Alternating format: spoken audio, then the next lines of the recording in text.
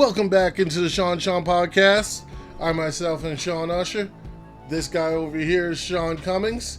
Sean, we're here to give these people the wrestling opinions, since we're such experts in it all, No, we're not experts. We're amateur as all anything. How about you say what's up to everybody? Hey, what's up and welcome back, Fighting Family. We missed you. It's the same two guys, it's the same two amateur opinions that you've come to know and love, and this time we're talking about wrestling. Now, if you're new to us, come on in. Yeah. And if you're new to us, come on in, take your shoes off, stay a while, but keep that hand off the remote. Right, I don't know you that well, and we're not changing to March Madness. The only March Madness we're talking about is what's leading up to WrestleMania. So, your bracket's busted anyway, so get out of here. All right, as we're starting up, just wanted to full disclosure. If I missed something, if something's off, I'm actually performing injured or performing hurt, I should say, in the program. Are you hurt or injured? I'm hurt. I got a little bit of a back injury, a little bit of a shoulder injury. But I will power through, and I will give you the content that is mediocre at best. So, let's rock and roll. Do we need to write you off the show? No. We're good. No, We're good. You're good. We're good. No. No replacements. But we can create a storyline where you come back and you automatically challenge for a championship when you return. I mean, we could try that. Try that. But, you might find somebody, with more charisma and better looking, and I can't handle that. I'm just saying. Anyways, starting up, we're going to Impact Wrestling. Had a solid week. Some good matches. We had starting out, from what I remember, I'm sorry my prep work was a little off. I was up all night with these injuries. But it was Deonna Purrazzo and Jazz. Good match. Didn't like the ending, but good match. Hopefully the shenanigans ending, Deonna Purrazzo wins because of interference by Susan. Susan hit Jazz in the head with a shoe. Whatever that's worth. But hopefully we're teasing to another match with Jazz and Deonna Purrazzo, and possibly a split between Jordynne Grace and Jazz, leading up to Jordynne Grace and Deonna Purrazzo. Hopefully. But we'll see how that goes. Yeah, so watching this match the whole time, I'm thinking, can Deonna hang with Jazz? Now, I don't know, right? You're thinking Jazz isn't as quick as she used to be, but she's still very, very talented in there. And the whole time I'm thinking, man, Deonna just can't hang with her. If it weren't for the interference with Susan, hitting her with the shoe, would she have won? I don't think she would have. And it reminds me of the Impact equivalent of what Roman Reigns is on SmackDown. Right? You got your champion, got your heel champion, but how many times does Roman need interference to win? How many times does Deonna need an interference or shenanigans to win? True. So, she's got the talent. She can win, but it seems like she's relying on that outside help.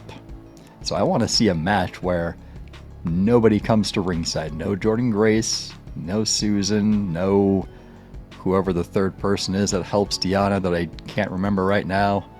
But I forgot her name. The blonde one?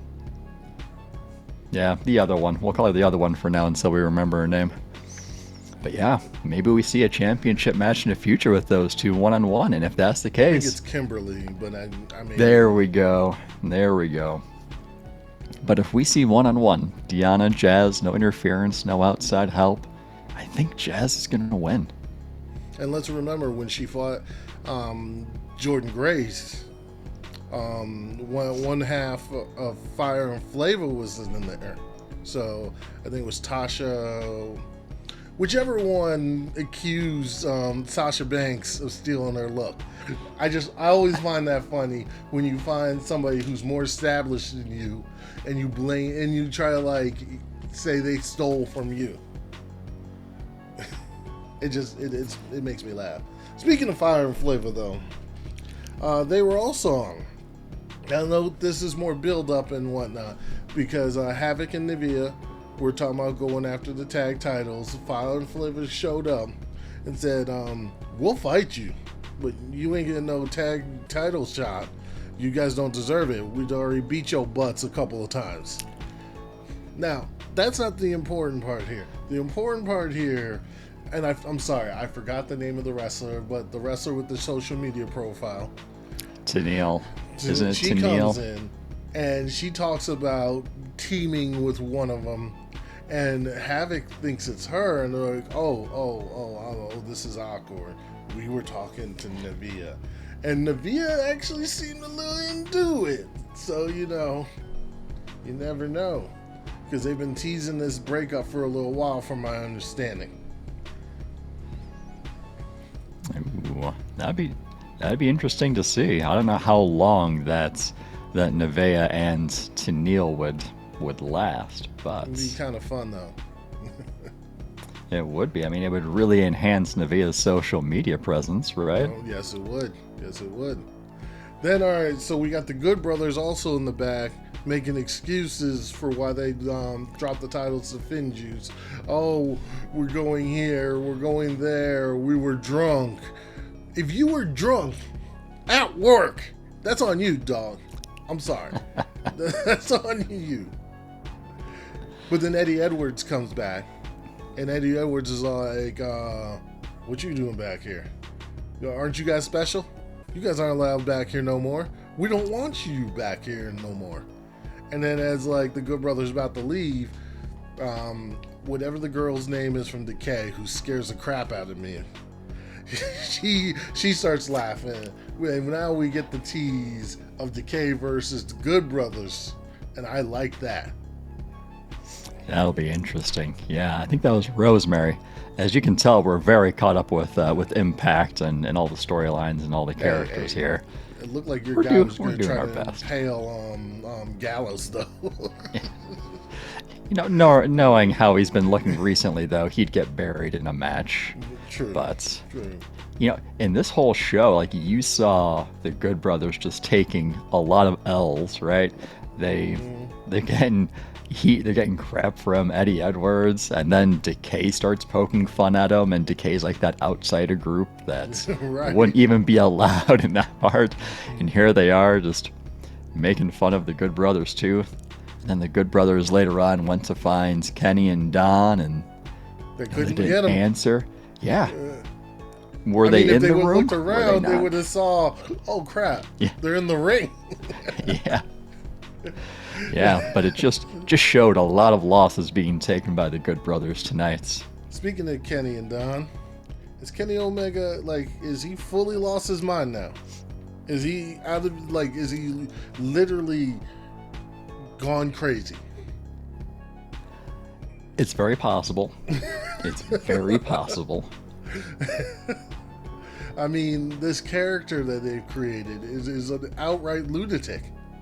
Because, like, these other characters that you see, like Roman Reigns in WWE, or, maybe Karrion Kross, they may be nuts at times, but they're grounded in reality. Kenny Omega's character, his ego has inflated to the point he is not grounded in reality anymore.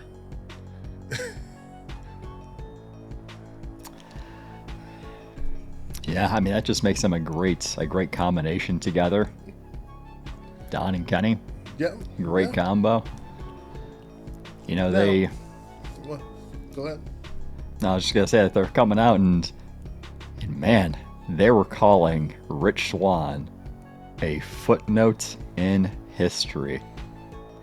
Man, Yeah, if that's not some imagery for you, man, footnote in history. but then you get Rick.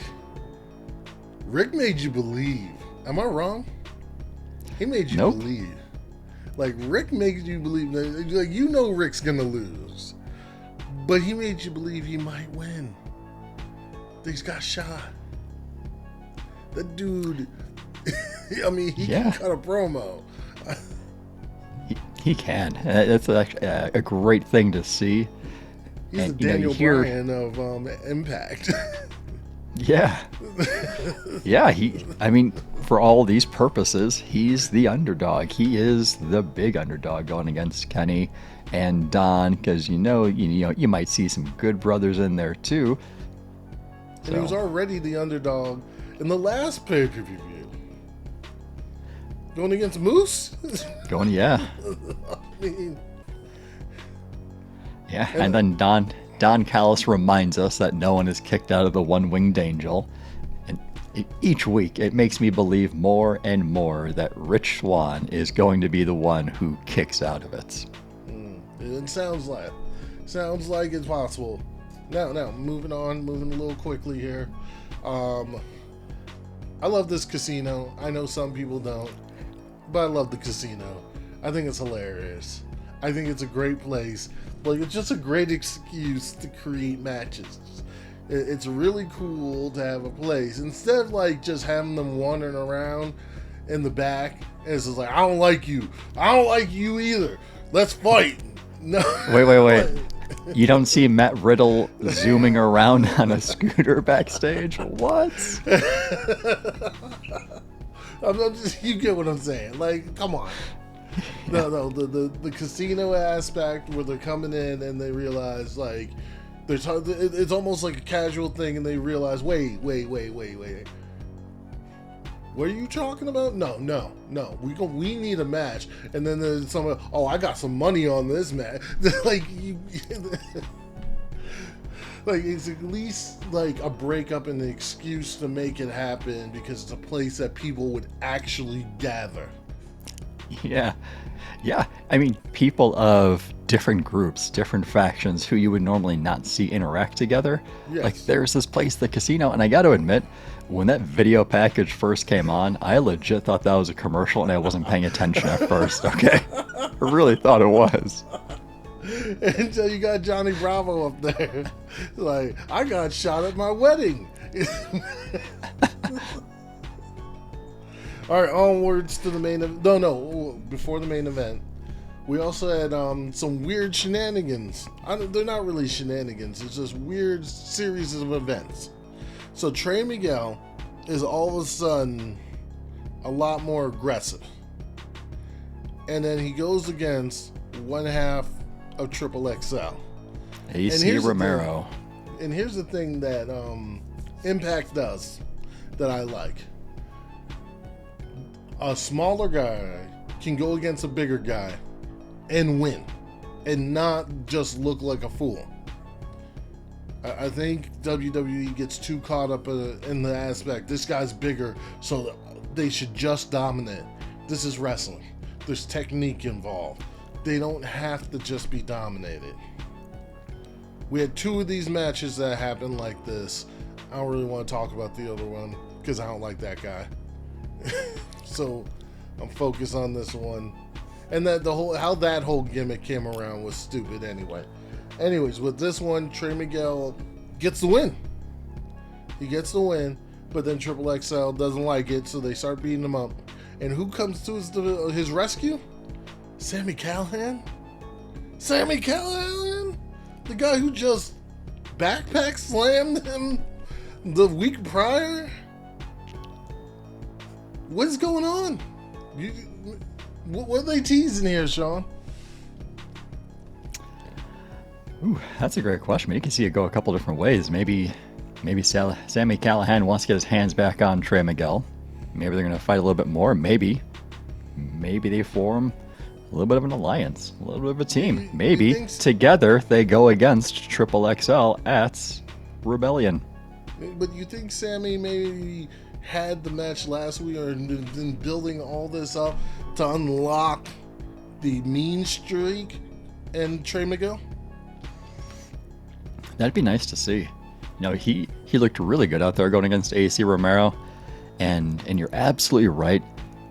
In the WWE world, it's almost as if, well, he's bigger, so he should win. It doesn't quite carry over. Not just win. Dominate. He's bigger, so he should just dominate. Like, yeah. Yeah, and what do we see with the previous pay-per-view? We saw Rich Swann beat Moose. And what do we Yes. see here? We saw Trey Miguel put up a good fight against AC Romero, and Trey Miguel beat him. Now, there were some spots in there where I thought, wow, AC Romero is going to kill Trey Miguel, especially in the There's beginning. the one, what was it? It was I like don't a even know what that one-arm was. power slam. I don't know what it was. He like No, picked him no, up no, and no, just no, threw no. him back. I got this on the devastating moves. It's where Trey Miguel tried to jump off the ropes, and AC just ran into him and flipped him around. You know what I'm talking about? No. Knocked out my head. No. Yeah, it was basically AC tried to like do almost like a moonsault type thing off the ropes. Like he would run back and forth, and he went to jump back, and AC went off the ropes and just shoulder blasted him in midair. Okay, that one's sounding familiar. Yes. Yes. It was nuts. It was nuts. It was nuts. Like all I could hear was JR in my head is he's dead. He's dead.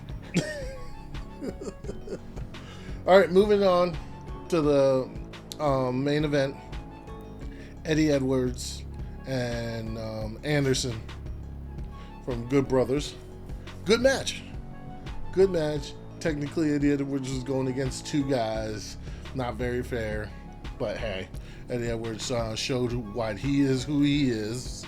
And but it was too much to overcome. Anderson gets the dub. But then what happened? Finn Juice comes up on the monitor. And just, you know, just eases just pokes the bear just a little bit more.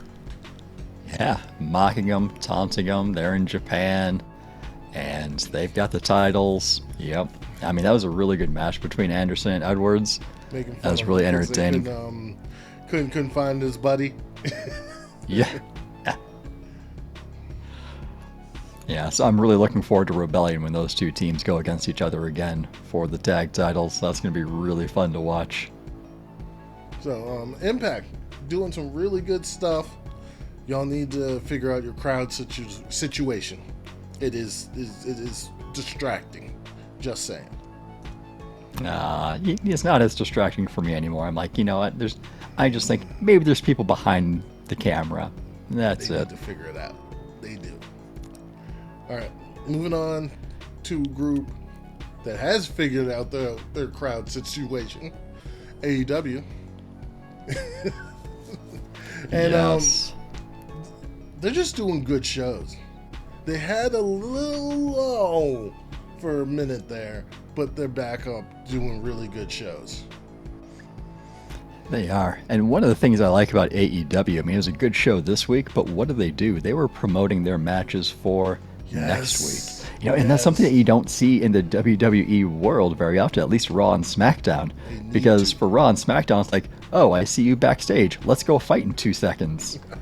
and you're like, where's the build for this? How do we get to this point? Need build.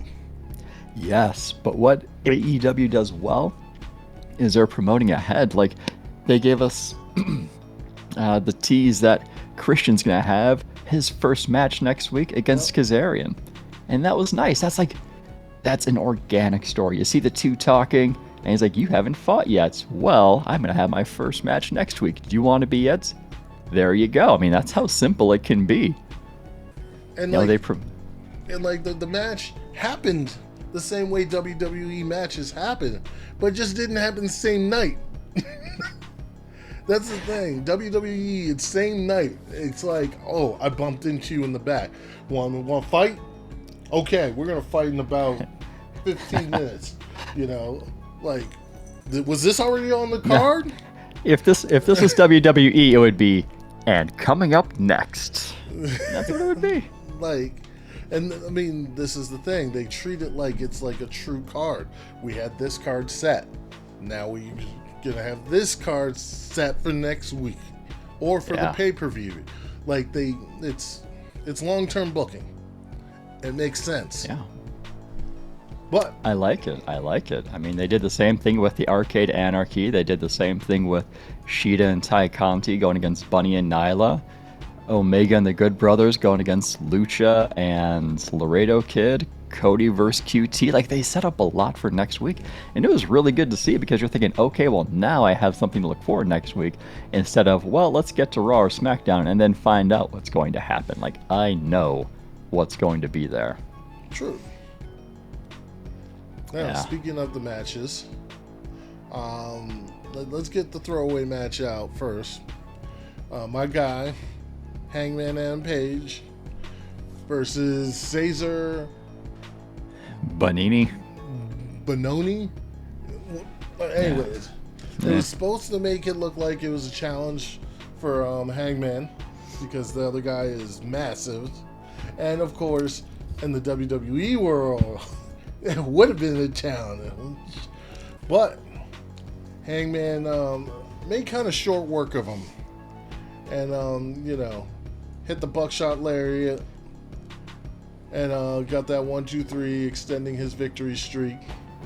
And we have to be building to something because the commentators keep talking about how he's on this hot streak and he's going somewhere. So we have to be building to Hangman versus Kenny and Hangman beating Kenny. It's got to be it. It's got to be what's going to happen. Oh, I think so. I mean, look what the Hangman match was the second match on the card. What was the first match on the card? Kenny and Matt Sydal. Is it telling that Kenny is being followed directly by Hangman? Possibly. Even though Kenny and Matt Sydal gave Kenny a little bit more of a challenge. And I love how, like, the commentators make reference to certain things like this. Like, they're like, Kenny's usually not the bigger man, like, larger man in the match. So, but versus Matt Sydal, he could show his power a little bit more because he's a larger man in that instance. Yeah, and it's interesting to think that Kenny was not as dominant this week as he's been in the past. Now, for this match, if you remember, Matt Sydal, if he wins, he's going to get a championship match against Omega in the future. Now, considering Kenny Omega is going to meet Rich Swann at Rebellion in about a month, like, I didn't expect Matt Sydal to win this match and muddy any of those championship waters. A month, 3 weeks. Well, maybe a month when... No, more like 2 weeks. I think we're down to 2 weeks, aren't we? Well, I think they have the hardcore or hard to kill the same time frame as WrestleMania, but I think Rebellion they pushed back 2 weeks.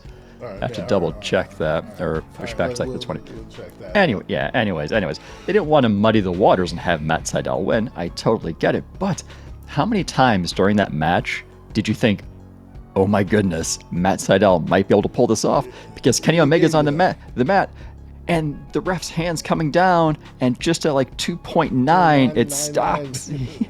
Like, you put as many nines there as you can, but how many times were his shoulders still on the mat and you thought, Sydal is going to win? But he didn't. Omega ended up winning. And then, you just saw Kenny taking losses this week. Like the Good Brothers, just been taking some losses. And because what happened... We'll get back to that a little bit later. A little bit later. We'll pause there. Stay tuned. Gonna get to some promos. We're gonna get to one promo. All right. It's a Murder Hawk and a Murder Sting. Is he gonna kill Sting? I'm just asking. Is he gonna put Sting through a ceiling or something? I'm intrigued by the Murder Hawk and Sting, and the part that intrigues me is, will Sting be alive after the match? That's the question. Because you can protect Sting in the cinematic match that they did at the previous pay-per-view. But a real one? Yeah, putting him in the ring, like, I'm not discounting Sting's ability or his skills in the ring, but I'm just thinking, like, he's how old? 62, was it? Yeah, 62. Man, not saying he's not going to do good, but when you be going against Lance Archer, it's going to be challenging. Now, moving on. Um, Impact's women's division is coming along. Thunder Rosa is a star.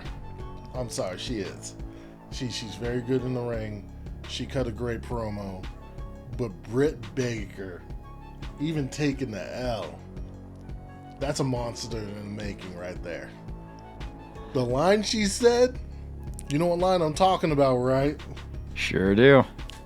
Whoa! Sure I was do. like, you said what? Yeah.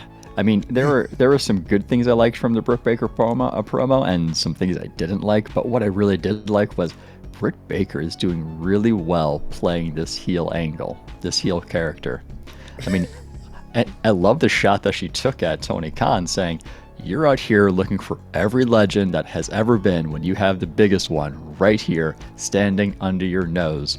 Okay, Britt, we see you. We that see wasn't you. the line. That wasn't the line, and you know it. That wasn't. Are you talking about the shot taken at Mick? Yes. Yeah. So that's in the part that I didn't like about the promo, but I'll get to that in a moment. Hey, you do not like Bo. I mean, I'm going to get back to it in just a second, but I mean, isolated and overall, I really like this promo. But what's next for Brits? I mean, how is she going to make us buy in and believe that she's a legend in the making?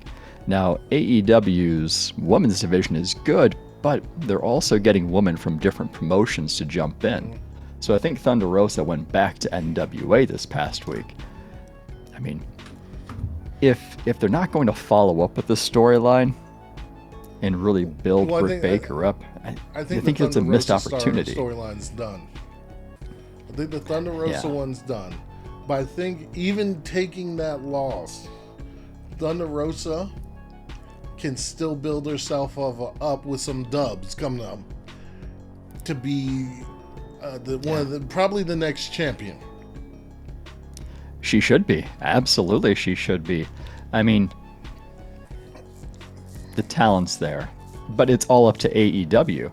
True. Now, from the perspective of what AEW controls, like, I didn't like the promo because I don't think that AEW followed up well enough on that Britt Baker Thunder Rosa match from the previous week. I mean, you're coming off this high match. You're coming off this match just getting rave reviews from everybody, fans, critics, people in the wrestling community, people from other wrestling promotions. Like, you're getting a lot of publicity for this. Everybody's talking about it. And what do you do on AEW? All you do is you give Britt Baker less than 4 minutes on the mic. Now, she did good on the mic. She did not good. She did great on the mic. She really built that heel character, gave the heat. But where's the build from it? Right. Because when you think of... Understand. AEW, and here's the thing. You're coming from the aspect of being spoiled by WWE in that regard. AEW does different stuff. It's long-term building. So they're gonna do something with it. They're just not blowing their wad so early, like Vince likes to do. And maybe I'm used to AEW doing that, which is why I was a little disappointed, because we saw some other promos in the evening that kind of gave clear direction. Like, we saw the Team Taz promo, which was clearly Stark's first Cage. We saw the Lance Archer promo, which is clearly against Sting. Right. We saw the QT promo, which is against Cody. We saw the Jade Cargill promo, which is setting up Red Velvet. And then we saw the Moxley Kingston promo. Like, we saw the direction they were heading. But I think it's a missed opportunity for AEW, because what do they do with Britt Baker's promo? What would have been nice if they would have had somebody come out there and confront Britt Baker. Fair enough.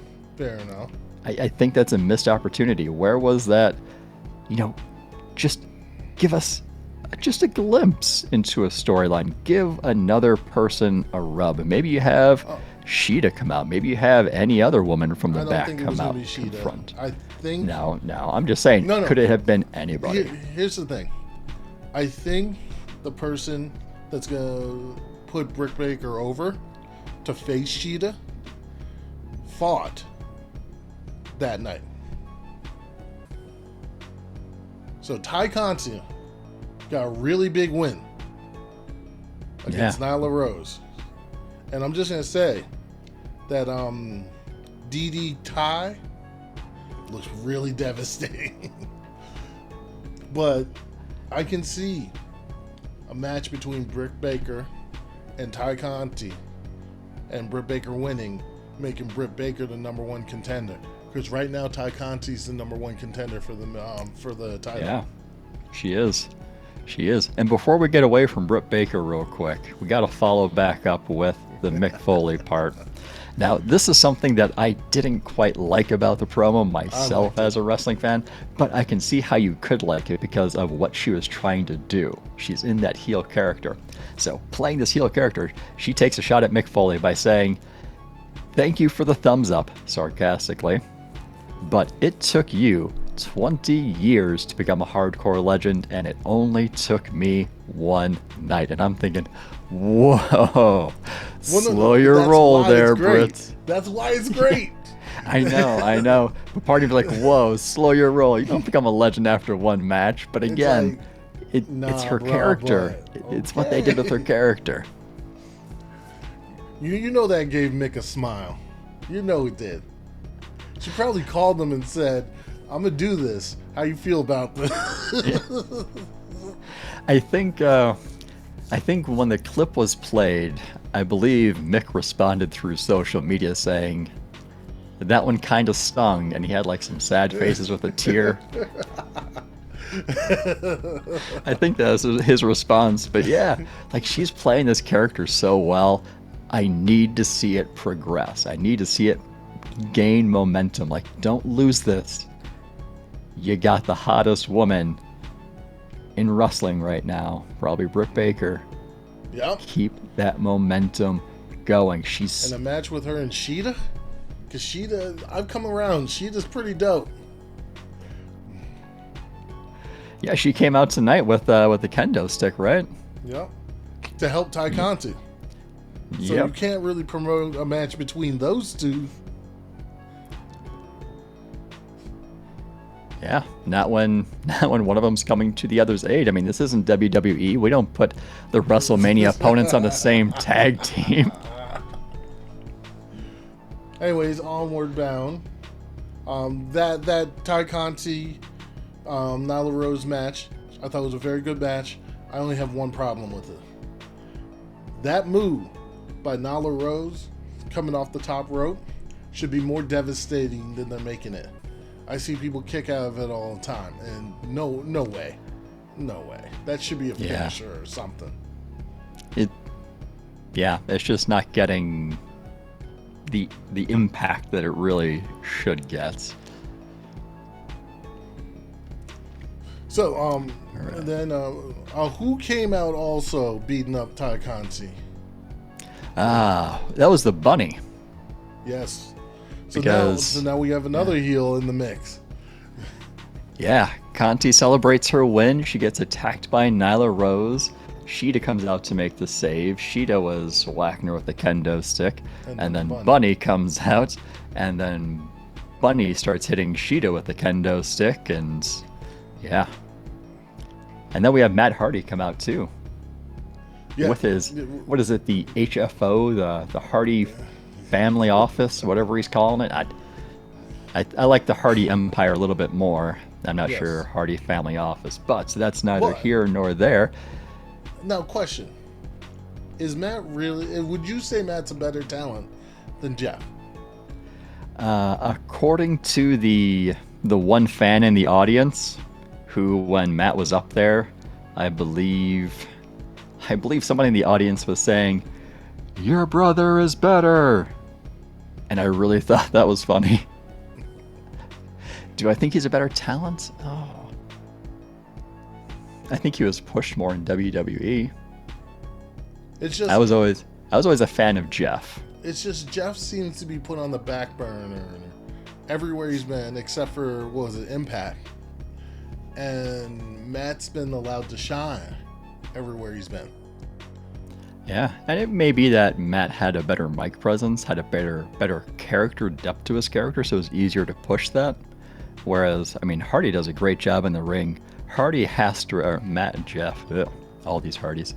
It seems like Jeff. Jeff has to rely on the aerials, jumping from the top rope, where it almost seemed like Matt transitioned a little bit away from that, where it was mostly in the ring. You saw him go to the top rope and do some stuff, but it wasn't like he was relying Right. on it. And I think that was the difference. Speaking of guys going off the top ropes, next we have this match of Pinnacle versus the Varsity Blondes and Dante Martin. First part, Dante Martin is going to be a star. I'm just saying, it's just what it is. This dude is fantastic. With or without a tag team partner, he is great. But Pinnacle was way too much. Yeah, Pinnacle is looking like it's going to be an unstoppable force. FTR, probably the best technical tag team in all of wrestling. Just saying, like if in-ring presence, probably the best right there. And then you add in Sean Spears to that. Right. And Then you have the outside the ring presence with Tully Blanchard. You have Wardlow, MJF himself. Yeah, Wardlow put a real stop to some of the high flying at one point. Yeah. With the Pinnacle outside the ring, you had Dante Martin, the Varsity Blondes were attempting to do, what was it, like a triple suicide dive, all three of them going over the top rope. Right. Or whatever that was going to look like. And then Wardlow just stepped up and they just stopped in their tracks right when they were hitting the rope, like, let's hit the brakes on that. So, I mean, it's solid match, fun, but, I mean, Pinnacle, it was just showcasing them. Exactly. I thought it was nice that we didn't see the Inner Circle back on AEW. It's almost like we're putting them on the back burner. And then when they shut up Tony Schiavone, when Warlord shuts up Tony Schiavone, like, ooh. And then, all right, then things got real. QT Marshall, that felt real. That did. Storyline purposes, no. It's good to see storylines that just feel real. Like when in WWE, when they had Roman and Jey Uso, how real did that feel? It brought a whole level of intensity to it, a whole different level of intensity. And I think we're going to get the same thing out of QT Marshall because he's thinking, I've been in the shadows all of these years and I'm tired of it. I want to step out of the shadows. So, it all makes sense why he was turning his back on Rhodes. It's all making sense now. They did a nice build to it. But like, they didn't do it in your hammy, I'm turning heel type way. They made it into a real, like, I'm sick of being the butler type aspect. Yeah. And like somebody put out there, this started. Who's the young guy in the family there? The young guy who last week he lost and QT walked away as he was getting beat up. Oh, I'd have to look back at my notes. Well, it's because when he got his opportunity, he thanked everyone but QT. And that's that long term. That's a little jab. And you saw QT do the lip thing. Lee Johnson, was it? Yep, yeah. Lee Johnson, when he got it, like when he thanked everybody for this opportunity, he didn't thank QT. And you see in the background, QT do like the little. And this is like the small things that AEW does. Like, for example, for a year, apparently Hangman was talking about getting a lawnmower. And then after getting Matt Hardy's money, well, the first thing he buys is a lawnmower. Yeah. Like, but there is something I want to throw out there. I wonder if this is going to come back around. Some people think it was Hangman that attacked Moxley during the build up to his first match with Kenny Omega, because of how Moxley's legs were shaped and the Hangman Terror card. Interesting. All right. Yeah, they do a good job of connecting these storylines, taking the long game approach to it. So I want to see the direction this goes, especially when you have Hangman eventually going against Kenny for the title. I'm sure that's going to come back. Not to mention, everybody in Pinnacle, at one point throughout the course of the year, was throwing up the 4. Teasing that they were going to do the 4 horsemen thing, even though there's more than 4 of them. But, you know. That's like, what, the 6 horsemen? Or, yeah. You gotta be like, bah. Now, moving on, because we got jumped into other ones. The Young Bucks and Brandon Cutler, who I had no clue who this guy was. And then the Lucha Brothers and the Laredo Kid. This was a fun match. Talk about high flying. Like, yeah. That was entertaining. Like, one of the parts I really liked about that match was the Young Bucks and Brandon Cutler. They were doing the consecutive double teaming. Yeah. You know, there'd be 2 of them in the ring. They'd do a double team move. They'd tag in the third guy. They'd rotate out, do a double team move, tag in the other guy, do a double team move, and they just rotate. I like that. That was really good. I was worried about you with this match, though. I thought I was like about my love for the super kick. Yeah. I already do. I was like, right when I saw the card, I was like, this is gonna drive Sean nuts.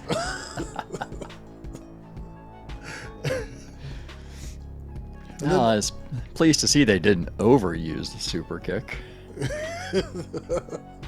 And then, but what won it? A Spanish fly.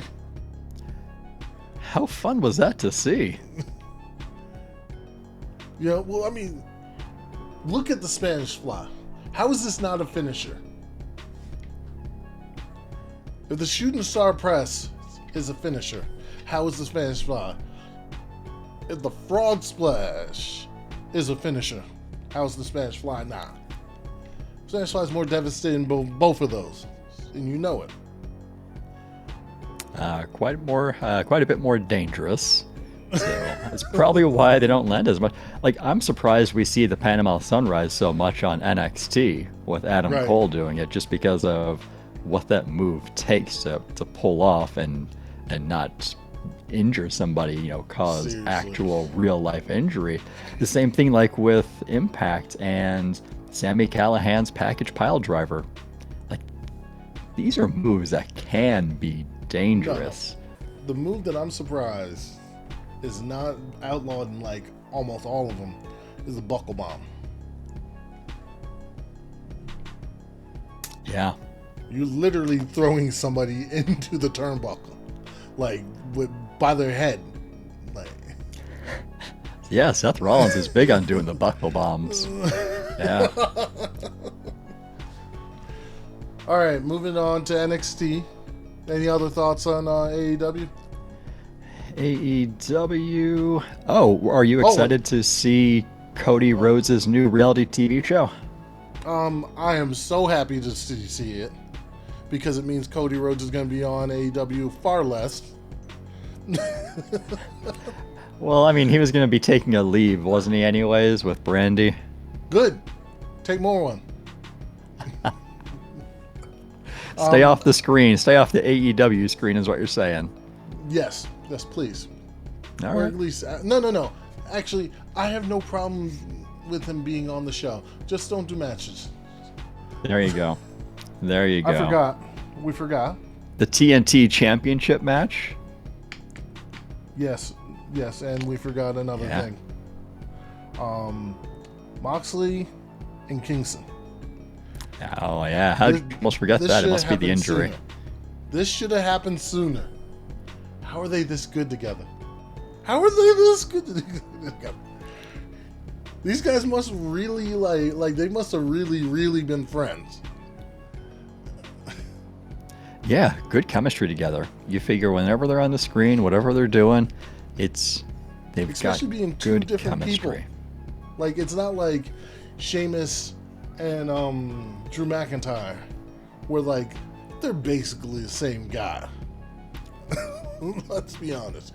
We're from the United Kingdom, and we like to fight. That's basically. I mean, come on now. Where these guys, you got one guy who looks like he's stuck in the golden age of rap, and then another guy who's straight rocker. And like I'm gonna go to a bar and start a bar fight, and yet their chemistry is so fantastic. It really is. It really is. And this whole promo, you're thinking they're taking shots at the Good Brothers. They're taking shots at Omega, and they're letting them know. I mean, they're pretty much throwing the challenge out there. How far are you willing to go? Talking about blood running. No. Yeah. Oh, before we get to the championship match, you had Moxley and the Good Brothers just continuing to take losses tonight. Because what happened after the match with Lucha Brothers and Laredo Kid? Oh yeah. Kenny Omega comes out. And he comes out. Well, no. He comes out for the Young Bucks. Young Bucks want nothing to do with it. And then I loved it. The Lucha Brothers were like, "F you, dude." Yeah, he ended up getting laid up by the Lucha Brothers, yeah. And then the Good Brothers showing up late. Late, yes. So, And Don I wonder Callis hiding. Oh yeah, he just runs away. I wonder if they're setting Omega up. Is it to take a loss? Maybe it's to, show he's weak against, not weak, but he's weaker against Rich Swann when it comes to that title match. Well, maybe. I think part of it is it's the insanity, and he's losing friends, and he's being alienated by Don Callis. You know what would be really funny or interesting? If Don Callis set all this up to give the titles to Rick Swann. Ooh. And he drove Kenny Omega nuts. And he helped him get the AEW title. To get the AEW title on the Impact. With an Impact wrestler. Okay. I like where that's going. I'd buy into that. I like it. Alright. Let's get this championship match up. It is Darby Allin and John Silver, and I loved it. I love whenever John Silver gets to showcase. This guy is got a lot of talent, but he's not your typical look of a wrestler. He would never be in WWE. Ever. He'd be on NXT. Maybe. He's a fun character. He's so fun. He's so much fun, and like he's stocky, like because like, in this match he could showcase that because he's not the smallest person in the ring, and that's the thing. Like he's never usually the smallest person, but because of his height, he can't show how much strong he is. Like there's a lot that he did to Darby being the smaller guy, that was like, whoa, like that. I don't know, what was it, an uppercut? When he knocked Darby out of the ring? Yeah, it was either a running uppercut or a tackle, but whatever it was, I mean, they're both bouncing off the ropes, heading toward each other. Silver hits him, and it's like a car wreck where Darby Allin just flies out the ring. So, but I mean, the match itself, Actually, very good match. Darby Allin's a lot of fun to watch. Also, Sting came out. I didn't get it. I'm sorry, I didn't understand what Sting was doing. So, I mean, I get not letting the Dark Order jumping in the match, but helping John Silver up. Why is that a problem? What if Sting becomes the next leader of the Dark Order? That'd be interesting. That would. Right now they're trying for Hangman, and they're teasing Hangman. But that'd be interesting with Sting there. And, then Sting wouldn't have to wrestle. And maybe Exactly. he can teach the Dark Order how to win. And they could protect him from the Murder Hawk, yes. Dark Order's been taking a lot of L's. A lot of L's. Yeah. They have. All right, so what we're going to do this week, we're going to do something a little different.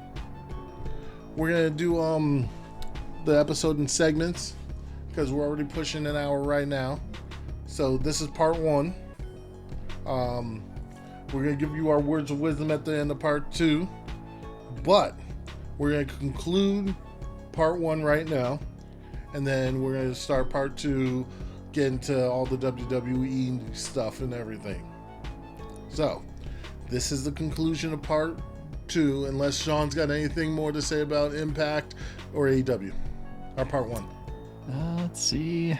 Anything left for Impact AEW? I think we covered everything. Darby Allin defended the title. I mean, Silver almost ends, which was nice. And then, after the match, you had the Hardy family office come back out. Hardy was attacking Darby Allin. Pandemonium. The rest of the Hardy family office was attacking the Dark Order and Sting. And then Ty Conti comes out and starts attacking Bunny. So I like what we're setting up. Yeah. I like the direction it's going. All right, so ending part 1 right now. Make sure to continue to watch because we will have the part 2 out at the same time. We just want to break them up so that you don't have just this giant pod that you're trying to listen to.